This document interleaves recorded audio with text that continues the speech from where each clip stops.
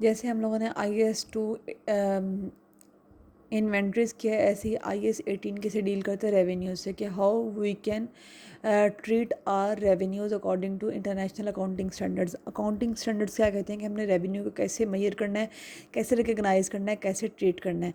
Revenue क्या होता है कि हम कोई चीज़ बेच रहे हैं और उससे जो हमें कैश इनफ्लो आ रहा है, जो पैसे हमारे पास आते जा रहे हैं, तो वो हमारे पास क्या होते हैं, रेवेन्यू होते हैं। IAS 18 deals with accounting treatment of revenues which arise from sale of goods. कोई चीज़ बेचने के बाद हमारे पास रेवेन्यू जनरेट हुआ है, रेंडरिंग ऑफ सर्विसेज, किसी को सर्विस प्रोवाइड की उससे रेवेन्यू जनरेट हुआ है, and use of asset by others I interest royalties and dividends.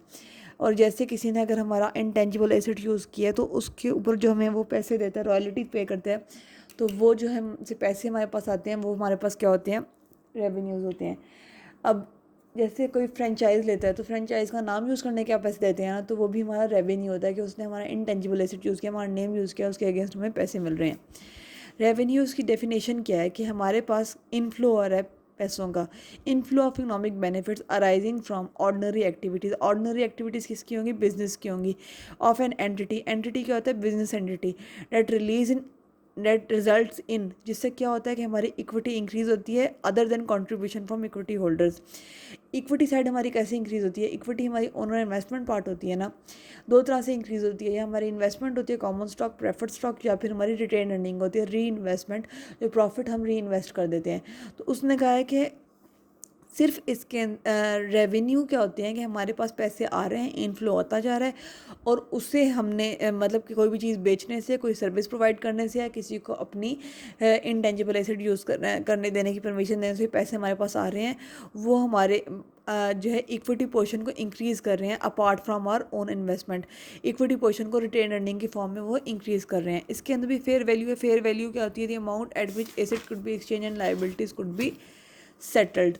इसके बाद वो कहता है कि मेजरमेंट, मेजरमेंट कैसे करते हैं कि रेवेन्यूज़ को हम किस तरह मेजर करेंगे। Revenues should be measured at fair value, जो उनकी फेयर वैल्यू है, जो उनकी फेयर वैल्यू है, कंसिडरेशन रिसीव्ड और रिसीवेबल वाइल कंसिडरिंग ट्रेड और वॉल्यूम डिस्काउंट्स। उसके बाद वो कहता है कि जो हमें रेवेन्यूज़ को रिकग्नाइज़ करेंगे हम उसकी फेयर वैल्यू पे, और जो अमाउंट हमें रिसीव होती है दूसरी पार्टीज़ पे, वो हमारे इकोनॉमिक बेनिफिट्स नहीं होते जो हमारी एंटिटी में फ़्लो हो रहे होते हैं, क्योंकि और उससे हमने इक्विटी में हमारी इंक्रीज़ नहीं होती, but therefore they do constitute revenue, लेकिन वो फिर भी रेवेन्यू को कॉन्स्टिट्यूट कर रहे होते हैं। उसने कहा है कि अगर हम किसी और पार्टी से पैसे ले रहे हैं और वो इकोनॉमिक बेनिफिट्स के फॉर्म में नहीं है, लेकिन वो हमारी इक्विटी को भी इंक्रीज़ नहीं करते, लेकिन वो फिर भी कॉन्स्टिट्यूट करते हैं हमारे रेवेन्यूज़ को, हमारे पास वो इनफ्लोज लेके आ रहे होते हैं। उसके बाद उसने कहा है कि रेवेन्यूज़ हमारे पास तीन तरह से होता है, सेल ऑफ गुड्स से, रेंडरिंग ऑफ सर्विसेज से, या किसी और ने हमारे इंटेंजिबल एसेट यूज़ किए।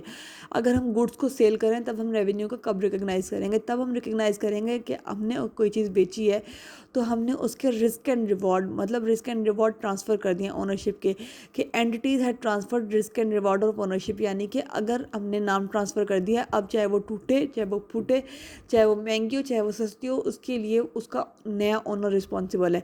Entities retain neither continuous marginal environment non effective control. अब जो हमने चीज़ बेच दी उसके ऊपर हमारी कोई मैनेजरियल इन्वॉल्वमेंट नहीं है, हमारी कोई इन्वॉल्वमेंट नहीं है, और हम उस चीज़ को बेच नहीं सकते, और उसका हमारे पास कोई इफेक्टिव कंट्रोल नहीं है। Amount of revenue can be measured, और उसका रेवेन्यू हम इजीली मेजर कर सकते हैं कि इसे हमें कितने पैसे मिले हैं, और इकोनॉमिक बेनिफिट उसे हमारी एंटिटी में फ्लोट होगा, हमारी इक्विटी साइड इंक्रीज़ होगी। उसके बाद वो कहते हैं रेंडरिंग ऑफ सर्विसेज। अगर हम सर्विसेज प्रोवाइड कर रहे हैं तब हम रेवेन्यू को कैसे मेजर करेंगे। Revenue for rendering of services is recognized by reference to the stage of completion of transaction. Depend करता है कि हमने जो सर्विसेज प्रोवाइड करनी है उसकी जब वो कंप्लीट होगी तब वो रेवेन्यू रिकग्नाइज्ड हो जाएगा at the end of each reporting period. If the outcome of this is the case when following conditions are satisfied, अगर certain condition satisfied हैं तब हम कहते हैं कि हमारा रेवेन्यू रिकग्नाइज हो चुका है।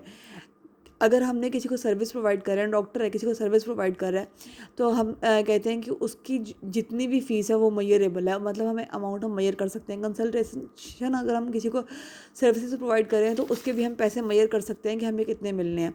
इट इज़ और उसके जो है पैसे हमारे एंटिटी में फ्लोट होंगे, उससे हमारे इकोनॉमिक बेनिफिट्स भी इंक्रीज़ होंगे। Stage of completion can be measured, हमें पता चल जाता है कि हमने कितने टाइम में हम इसको ईजिली इसकी मतलब सर्विसेज को प्रोवाइड कर सकते हैं, कंप्लीट कर सकते हैं। और अगर हम उसको मेजर नहीं कर सकते तो हम कहते हैं कि किस हद तक इसके ऊपर जो हमें एक्सपेंस लगे थे वो रिकवरेबल हैं। यानी कि हमने एक बार डिसाइड किया, एक डेंटिस्ट के पास मतलब हमने बुकिंग करा ली, उसके अंदर हमारी 20 सेशन होने हैं और हमने उसके अंदर रेवेन्यू है, तो डेंटिस्ट क्या कहेगा कि उसके अंदर हम इसको मेजर नहीं कर सकते कब तक जो है ना मतलब ये इसका ट्रीटमेंट कंप्लीट होगा। तो डेंटिस्ट इसके अंदर इसके रेवेन्यू से कैसे मेजर करेगा कि किस हद तक वो अपना एक्सपेंस रिकवर कर सकता है, जो एक्सपेंस कर रहा है वो कितने टाइम में उसको रिकवर कर सकता है।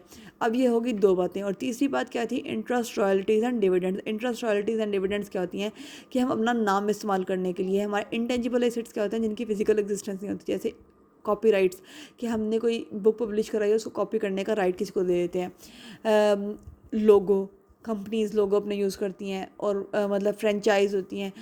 हम अपने कोई भी चीज़ को जो हमारी इंटेंजिबल एसेट है उसको यूज़ करने के अगले बंदे को इजाज़त देते हैं, उसके अगेंस्ट जो हमें पैसे मिलते हैं वो हमारी रॉयल्टी होती है। या अगर हमने बैंक से अगर किसी ने हमसे लोन लिया है तो उसके ऊपर हम उसे इंटरेस्ट चार्ज कर रहे हैं तो उससे भी हमें पैसे आ रहे हैं। या डिविडेंड्स, या हमने कोई शेयर परचेज़ किए हैं तो उसके ऊपर हमें पैसे आ रहे हैं, तो वो डिविडेंड्स जो है हम उसको हमें मिल रहे हैं। तो ये सारे भी हमारे in the form of revenue होते हैं। Royalties in case of intangible, interest in case of loan, and dividends in case of our stock. तो वो कहते हैं कि अगर कोई और पार्टी हमारा कोई एसेट यूज़ करिए उसके अगेंस्ट हमें पैसे मिल रहे हैं, यानी कि किसी ने हमारे से लोन लिया है, कैश लिया है, हमारा कैश यूज़ करिए उसके अगेंस्ट हमें इंटरेस्ट दे दिया, किसी ने हमारे से इंटेंजिबल एसेट यूज़ करने की परमिशन लिया उसके अगेंस्ट हमें पैसे दे रही है, तो उसको रेवेन्यू को हम कैसे मेजर करेंगे कि जब हमें उसकी इकोनॉमिक बेनिफिट्स रिसीव हो जाएंगे और उसको हम इजीली मेजर कर सकते हैं तो हम उसको रिकग्नाइज कर लेंगे as a interest, royalties and dividends.